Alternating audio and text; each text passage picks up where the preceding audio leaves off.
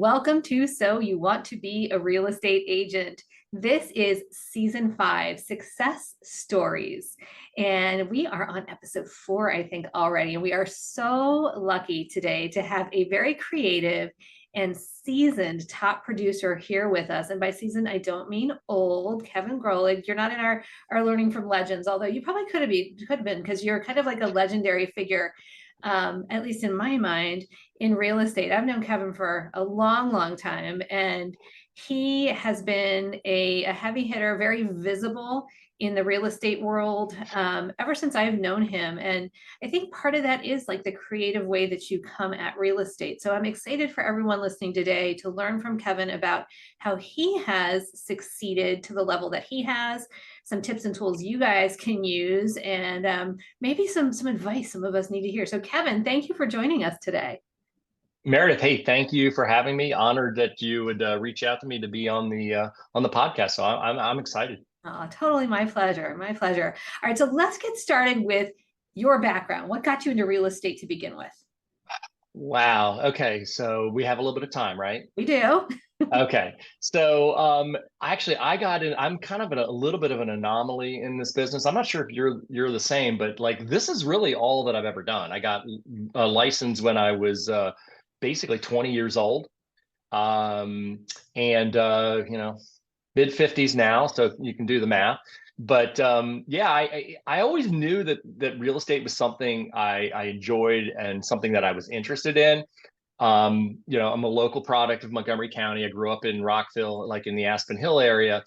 And actually, if you go back to my yearbook, it does say in there that I will be selling real estate. It's just supposed to be in California, and that never happened. I stayed put. I was true to real estate, but I never moved to California, at least not yet. So, I can see you in California. You have that kind of that vibe kind of happening.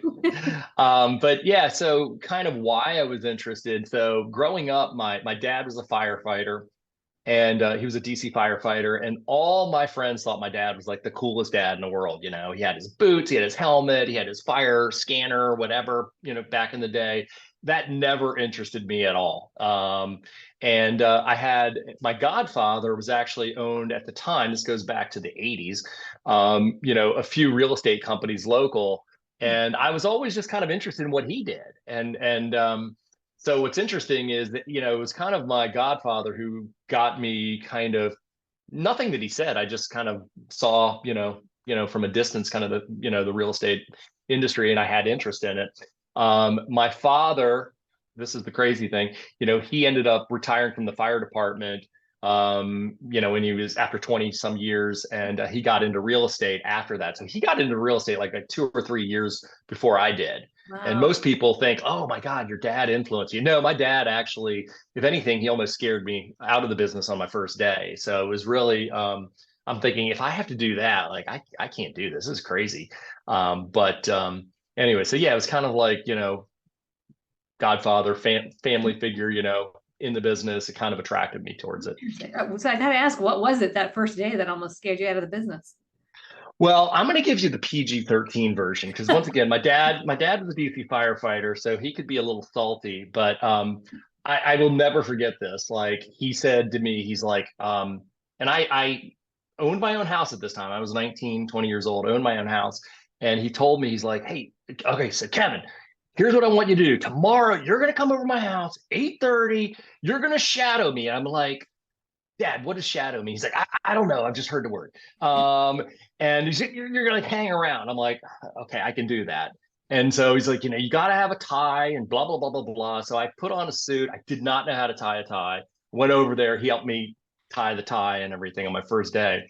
And I'll never forget this. It's like he's kind of telling me, he's like sits me down in his home office. He's like, okay, so the first thing I do is I do this. And he was running like all the listings that had come up, I guess, overnight. It was like all the new listings. And Yep. by the way, Meredith, I don't know how far you go back here, but I mean, this was the thermal paper, and Oh, I remember where you had to like tear the little things off the side. yeah, yeah. And it was like, Yeah. there were no photos. This was all like hieroglyphics, and it was like ridiculous. And so my dad keeps like, okay, first thing I do this, and then he look over his shoulder, he look at the list, and then he's like, okay. And then the second thing I do this, and he, look over his shoulder, and like Then the third thing, and the next time he looks over his shoulder, he said a bunch of profanity, which I won't repeat here. He's like, hold on a second. What? I'm like, Dad, what's going on? He's like, just I gotta call somebody. So I will tell you what he found out is that he saw that there was a client of his who he helped purchase a home 6, 7 years earlier. They were going through a divorce. They called in to tell him that they were going to be selling the house. He went through all what you would normally do, talk about pricing, talk about how to get the home ready and everything. And that's just where it was left. No signed agreement. But what he found out that day was they listed with another agent, which we've all been Mm, there. If you've been in the business long enough, it is painful. that could be soul crushing, but we've all been there and Yeah. everything. It's really how you handle it. And my dad didn't really do it textbook, and probably today would lose his license. He called up the person and completely berated this person over the phone. Um, and more or less, it was pretty bad. And he just hung the phone up, and he was so proud of himself. He hangs the phone up, and he's just like kind of like a proud peacock, like I told them. And I'm like, Dad, this is the first real estate call I've ever heard. I'm like, I can't do this. Like, I got to get out of business. Like, I can't treat people that way and everything. And it's like, oh my God. He's like, well, Kevin, you'll learn as you get into business. We all have our styles. This works for me.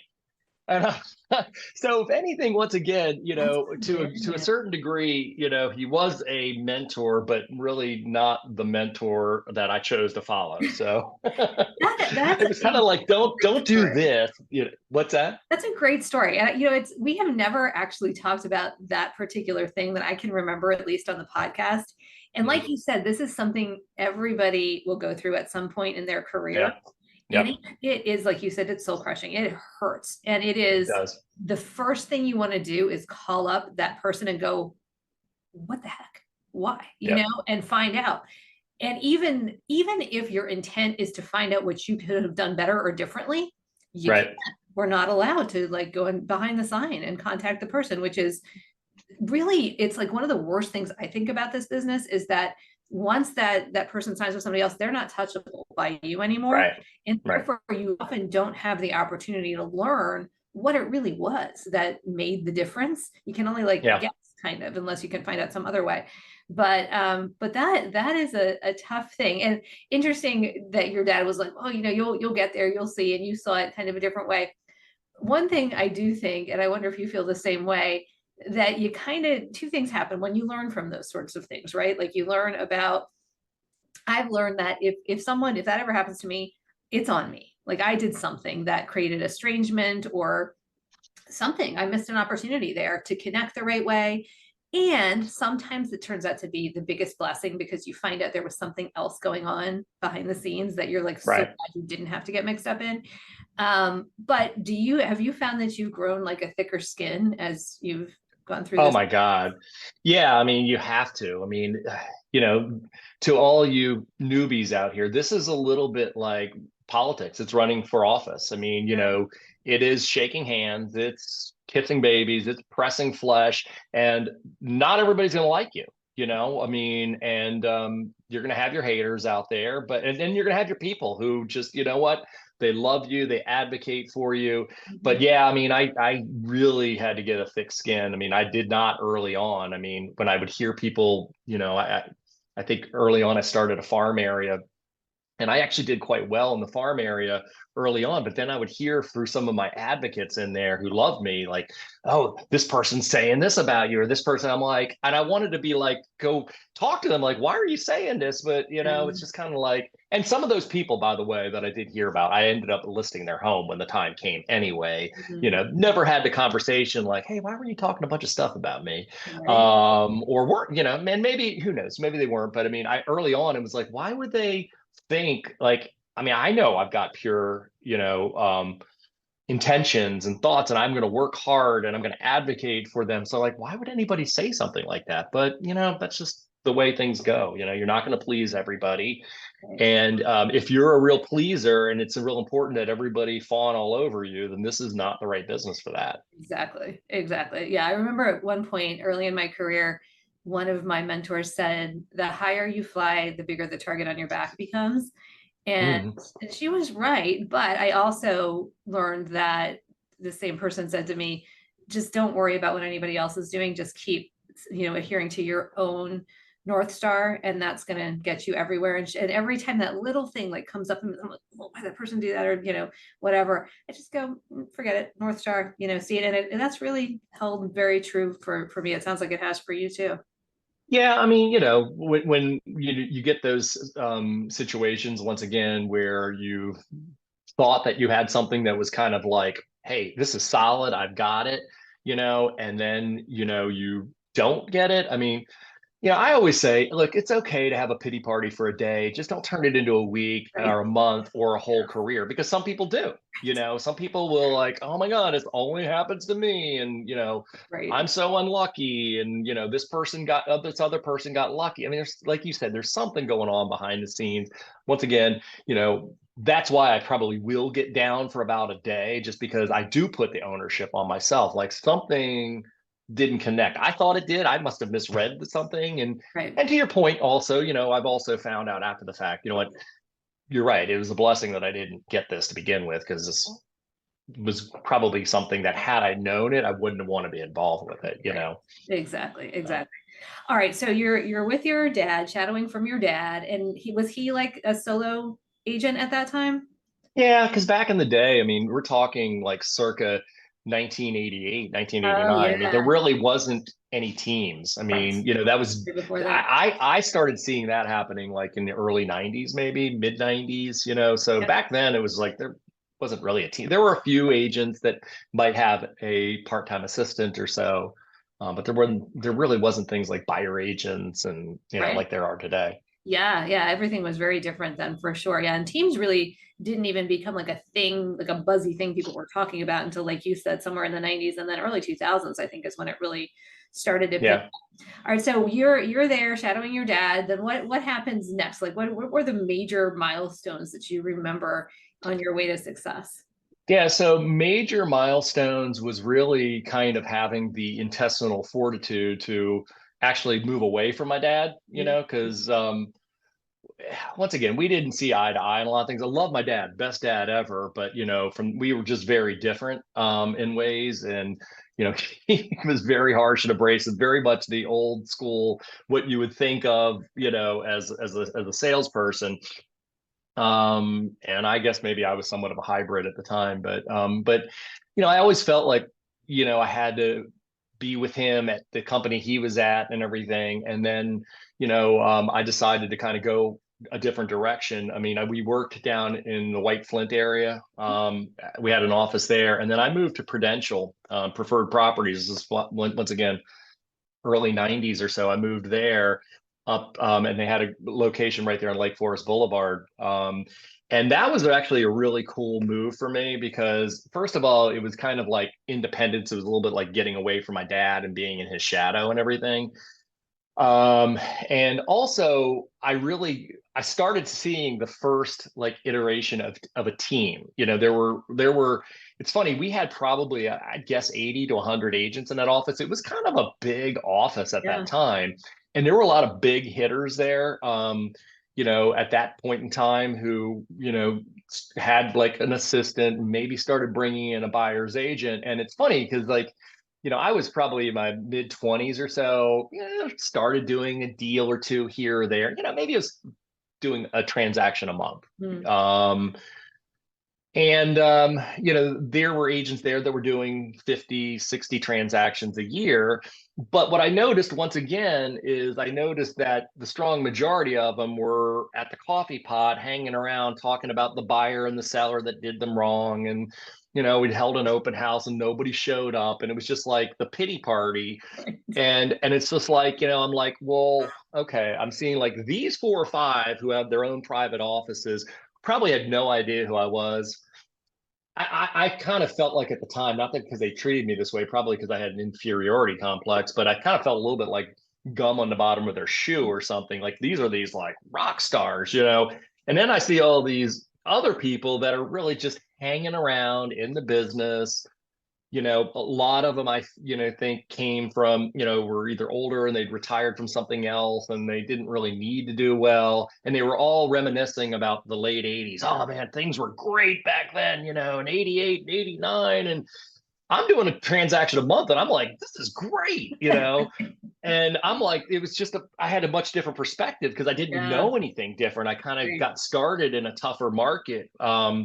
And so, and I also always kind of gravitated towards that minority that was doing well and watch them, even though they necessarily didn't take me by the wings and mentor me. I just looked at their actions in comparison to the actions of the people that weren't doing anything. And it just, for me, it just kind of started gravitating that direction. So that was like a big moment there because, I started seeing agents who were really doing a good amount of business, who started the first like generation of teams and everything. And that kind of inspired me.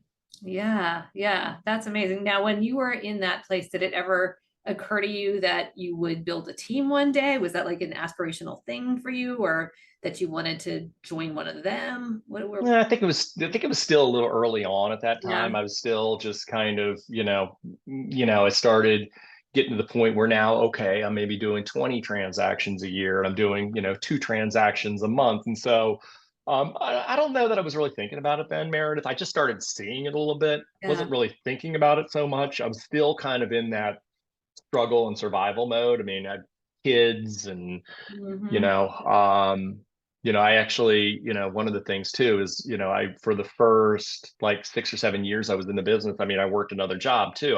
I worked at a grocery store in the evening times, and so I did real estate during the day, and then I worked at the grocery store 3 or 4 nights a week checking out groceries, hoping that one of my clients didn't come in there watching me check out, and come down my line to check out their groceries. That Yeah. actually happened once or twice. That was like mortifying. I'm like, I gotta take a break. I gotta go. Hang on, my friend. Like, Oh, um, wow. but yeah, I mean, I finally got to a point, where I could, go into the grocery store, even though it was union benefits and all that stuff, it was costing me money to go there. It became very obvious. Yeah. And so, kind of gave me the faith, to be able to leave that job and put myself 100% into the real estate. Yeah. Yeah. And was that a game changer for you when you did that? That was a game changer. And right about that time, too, right about that time as well, the company that I love so much, Prudential, was having financial issues. And, I don't know, I'm sure you know a lot of these same players, but, everybody wasn't, there was all this word on the street that we're either going to sell to Long and Foster or Weichert. Yep. And I was ready to go to a Remax brokerage. I mean, they'd already bought me, like all sorts of Remax paraphernalia. Like that, I was ready to go over there. Ended up that Prudential Preferred Property sold out to Long and Foster, and then they moved over to that area there where like AstraZeneca is now, and it's now official. Now it's the one that's in Kentlands. Right. So like I just didn't like the idea that I felt like I was getting herded like sheep, and it was just like Mm. I have to go where everybody's like, yeah, you going? I'm like, yeah, you know what? I don't think so. I don't really. At the time, their colors were brown and yellow. I'm like, I'm just not a brown and yellow guy. And I'm certainly not a fluorescent yellow dude either. So I was all set to go over to Remax, and then I ended up getting recruited by Charlie Llewellyn back in the day. And he was like the best salesperson I've ever met in my life and Yeah. outworked everybody else. And I ended up going there, much to the chagrin of my father, because my father's like, I hate those people over there. Um, like, well, hopefully you don't hate me. And I went there, and that was also a really good experience because for me, I mean, obviously, Meredith, you're a huge farmer. They really preached the farming Yeah, there. that's their thing. Much more so early on than working sphere of influence. Right. They almost had like a Over time. territory kind of like a philosophy, right? Oh, it was oh yeah, yeah, yeah. It was borderline, yeah, cultish, but it yeah, the reason my dad hated it is because we grew up in the Aspen Hill area, and that's where they were really strong back in the day. And my dad, when he first got into business, would lose a lot of business to Llewellyn agents. Mhm. They're walking out apple butter and doing all sorts of stuff and Yeah. constantly knocking on doors. Yeah. So I learned a lot there about, just once again, not being afraid to get face to face with people and, letting them know who you are, what you do. over and over and over again. The whole idea of to reap to sow, or sow to reap. But it's really laws of the harvest, things that have to be done. Like a farmer, if they just go out and throw a bunch of seed all over and they don't till the soil and they don't fertilize and get the proper amount of you know rain and all those type of things, I mean, you have no harvest. And Right. so I think once again, when you're farming community, it's like the best analogy, because if you cut any of those things out, yeah, you might get something here or there, but you're not building something. You're not going to get repeat business over and over again. So they Right. taught me a lot about that. And also kind of still relatively young, I mean, it helped me kind of be more bold, and get that thick skin, as you said, by knocking on doors. I mean, physically knocking on doors. And I remember the first item that I ended up walking out. It was a fly swatter. Um, and Everybody needs the this. the flies. This one was really good. This one was a fly swatter that had like a hole in the middle of it, and it said on there, the hole in the swatter is to give the fly a fighting chance. Um, it said something like, "Don't take chances when it comes to real estate. Call Oh Kevin." my gosh. So it was one of the cheesiest things ever, but it forced me to get out there and meet people, and I had a door or two slammed in my face. I had some not so nice comments, but very few. Mhm. And the thing is, I learned the first time around who was just an absolute jerk, and I just didn't go there anymore. Yeah. Okay, I don't need to be berated. And then, of course, you also learn the ones who are going to talk your ear off. So it's kind of like, okay, Right. I got to put them towards the end, because I'm never going to get out of here. And by the way, I'll put them towards the end, and I'll park my car out in front of their house. I'll keep it running with the door ajar, so that when they start, like, hey, guys, like, I'd love to keep talking, but car's on and the door's ajar. They're like, oh, yeah, yeah, yeah. It's cool, man. You can go. You can go. So learned a few tips and tricks that way. Right.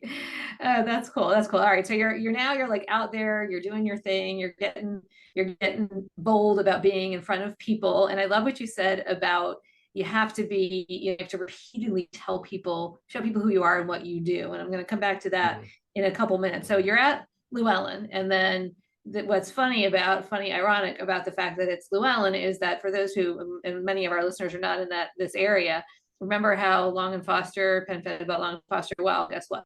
Llewellyn, fast forward many, many years, now is under Long and Foster's umbrella. Is that I'm not sure when you made your last move. Is that when you made your last Yeah, move? that's when I went to yeah. So Llewellyn sold to Long and Foster in 2013, and unlike 20 years earlier, where I'm like, yeah, I'm not going there. I think at this point it was like, I was part of the sale from Llewellyn over to Long and Foster, and I stayed there for 5 years. And I love that office. I mean, I felt like we had a lot of the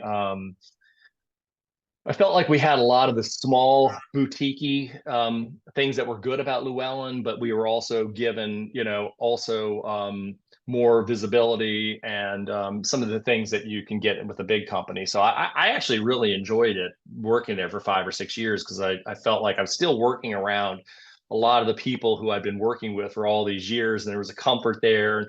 And I was one of the leaders there in the office. So yeah, I enjoyed working there. Yeah, yeah. All right, so I want to ask you about the thing that I think people might know most about you if they hear your name. I always hear people go, if I mention your name or they mention your name, oh, the guy that does all the videos. So you Mhm. have been really strategic and intentional, it seems like to me, in your video content creation and release.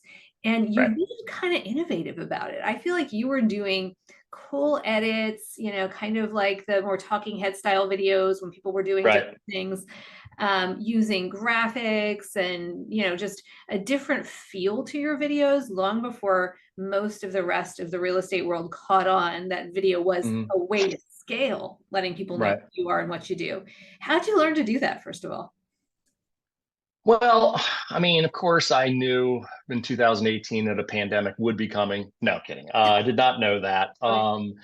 But yeah, with video, it was always something. So a few things with the video. Number one, um, you know, one thing I just knew that I could increase my reach by doing video. Mm. And when I started doing video, I started out really small. I mean, before I was doing YouTube and, like Instagram Reels or whatever. I mean, I purchased BombBomb. I imagine you're familiar with Oh, BombBomb, yeah. which to those of you out there who don't know, that is an awesome software where, it's specifically made for video, for text video, for email video. It's a great product. So I kind of started with BombBomb first. And, what I was doing was a few things on a smaller scale. I wasn't posting on YouTube yet, but what I was doing was, I was doing newsletters, for example, like, this is what's going on you know, in Montgomery County this week, and, like a lot of realtors, I mean, they email a lot of canned stuff out there that Mhm. everybody knows you did not put together. I mean, it's just so obvious you didn't put it together. Yeah. So what I would do is I would just, and I didn't have all the time in the world to come up with all this content and everything. But what I started doing was like just announcing, like, hey, there's 150 open houses this weekend in Montgomery County. I've got links to every one of them below, and I'd send out a newsletter, an email newsletter. By the way, weather's supposed to be great. I'm going to be hanging out at the Turnip Festival this weekend. Hope to see you there. Um, I'm Yeah. just making that up. I don't know if there is a turnip festival, but um, probably somewhere. But just making it genuinely me. Yeah. People knew that I was taking the time to do this, to research it, to whatever.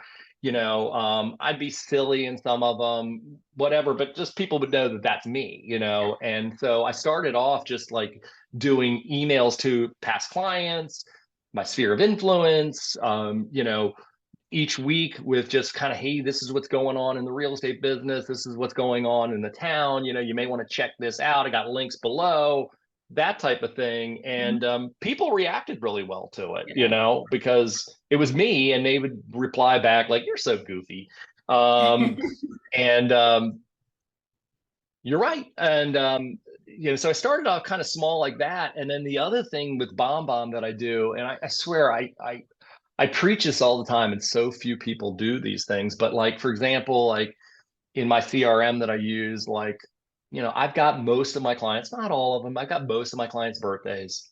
I've got home anniversaries down there and everything. And so, with BombBomb, and I can go into their app, on the phone here. I'm not going to do it, but I could go in there and I'd be like, for their birthday, I'd be like, hey, Susie, it's Kevin, and I just, I thought your birthday today. I wanted to wish you a happy birthday. Hopefully you have an awesome time. Blah blah blah blah blah.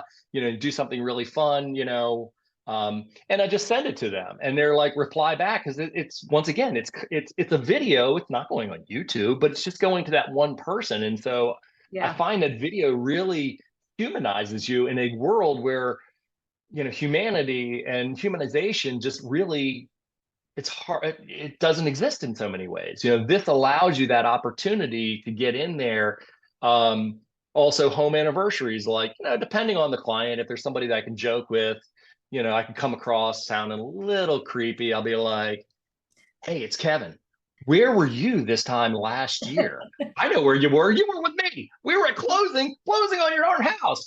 And they'll text me back like, oh my God, you're right. It was a year ago. How do you remember these things? And so, of course, I wouldn't remember it. I mean, my CRM does, because I put that in there and it prompts me. And then I just have to take that 30 seconds opposed to put out a video. And it's just like, people are like, that's freaking phenomenal. So it's like little things like that. Like, if you're afraid to do video, I mean, I'd say you have to question if this is the right business for you in 2023. Yeah. It's like just, I kind of get it, but not really. I kind of get it. Like, if you don't want to do it on social media and you don't want to, I'm giving you very little leeway for, I am judging you if you're not willing to do that. But if you're not willing to send it to your friends and the people who already know and love you, Right. and then you really have to question if this is the right business for you.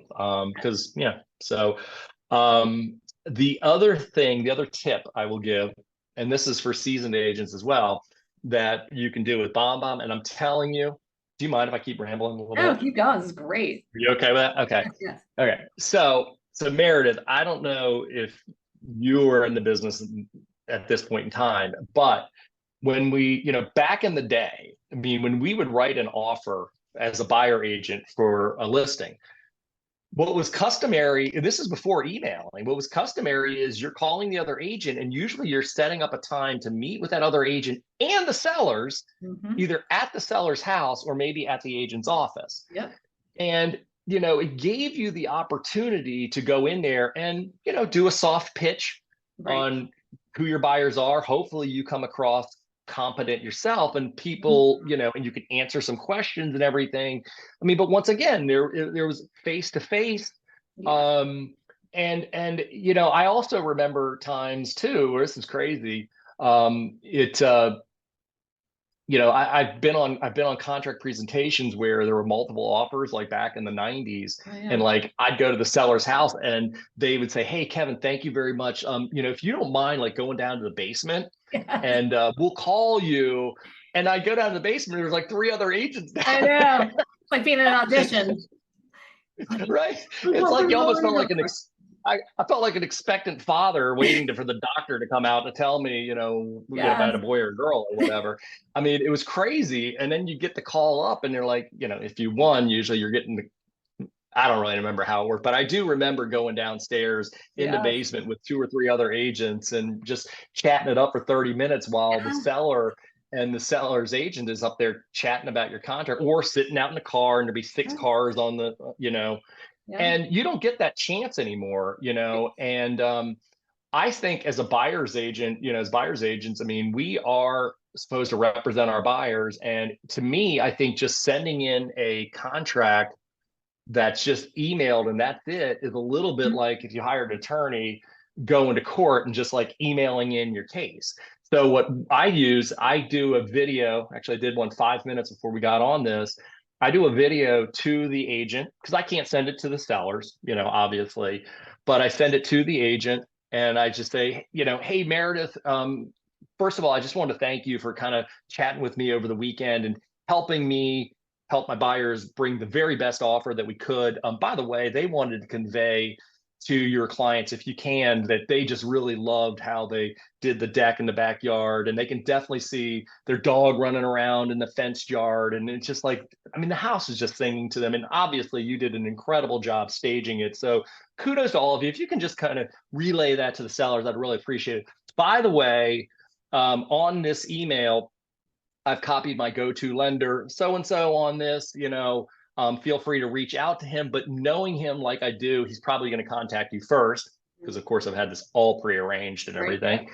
And and so, and most agents, like for example, if you sent me that, okay, I'm not forwarding that to my seller. I will take the PDF. Yes. Thank you for the thing. I will convey what I feel is appropriate to convey.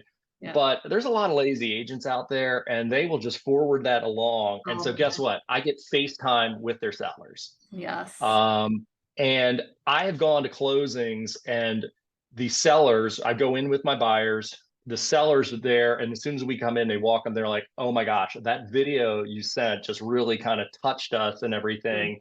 And, I've had people say, we had higher offers, but we really connected with you Mhm. guys. Right. And so it's just like setting up once again a certain level of professionalism where this is a video that's made for basically just a very few people, the listing agent and maybe the sellers, and so I just feel like start small when it comes to video. If you're concerned about starting a YouTube channel or whatever, great. If you have that bandwidth and you can be consistent, that's great. But start small with just sending out happy birthday messages and happy home anniversary messages and hey, I saw that your son just graduated college Yes. messages, things like that. People love that stuff. Absolutely. That's And that's so you brilliant. know, It's using like the idea of the sphere of influence being the lead generation pillar that most new agents are successful on first, and just taking that, mhm, like think about, Facebook, right? Instead of going in and just writing like happy birthday when somebody's birthday alert comes up on your Facebook page, take it one step further and send them the video. It creates a warm connectivity and a level of Right. thoughtfulness that nobody else is doing. And that it's just, Right. whether they ever do business with you or not, it's like it's just a kind thing to do as a human being. Yeah, and it takes you 30 seconds and it just separates you from all the chatter that's out there and all so to me, like I say, if you're not prepared to do like things like that, it's like, Yeah. this is probably not going to be the right business. Yeah, well, it's funny, the coaching ecosystem that I'm part of, Tom Ferry International, he always says, like, he's a big proponent of video, and he always says, if you're worried about how you look or come across on video, stop worrying about yourself. If you can get out of your own way and just think about the recipient of the message, it can be a game changer. But if you can't get past that, we are in a service industry, and you're right. I think maybe reevaluate where you are. I can't believe A service and for-profit industry. and that also, yeah, importantly so. Yeah. This has been, I told Kevin at the beginning, this goes so fast. It's already been like, I think 30 minutes plus, but this has been such great content. You have given so many actionable tips to the people listening. And again, check out Kevin's video if you haven't followed him yet. Kevin, where can people find you online? So, YouTube is my major platform, and you just type in Kevin Grolig. That's KevinGrolig. And I post a video a week, comes out every Friday, I think at 8 a.m. or so. But yeah, that's the kind of the main channel. But Instagram, it's at Kevin Grolig. Those are really the top two. Awesome. Yeah, you'll get inspiration and cool ideas, and just, seeing how Kevin does it is well worth checking it out. And if people want to find you to do real estate business with you or to talk about working with you, what's the best way for them to get in touch? Best way is by texting. And so my number is 240-793-7495. Awesome. And you can see Kevin does a phenomenal job representing his clients too, really taking it one step further. No question at all as to why you have become as successful as you have. And we are so grateful for you sharing your story and your tips with us today. Kevin, thank you so much. This has been Absolutely awesome. I will keep my fingers crossed that offer that had the video accompanying it gets accepted for you. And, thank you. I appreciate it. Of course. Thank you everybody for listening. This has been So You Want to Be a Real Estate Agent. We'll see you next time. Wondering how people become the go-to market expert in their neighborhoods like I did with my name on the window and my Main Street office here? Well, this book shares all my secrets and that of many other local top producing agents who are the famous agent in their marketplace. You can get your copy of Farming for Real Estate Agent anywhere books are sold.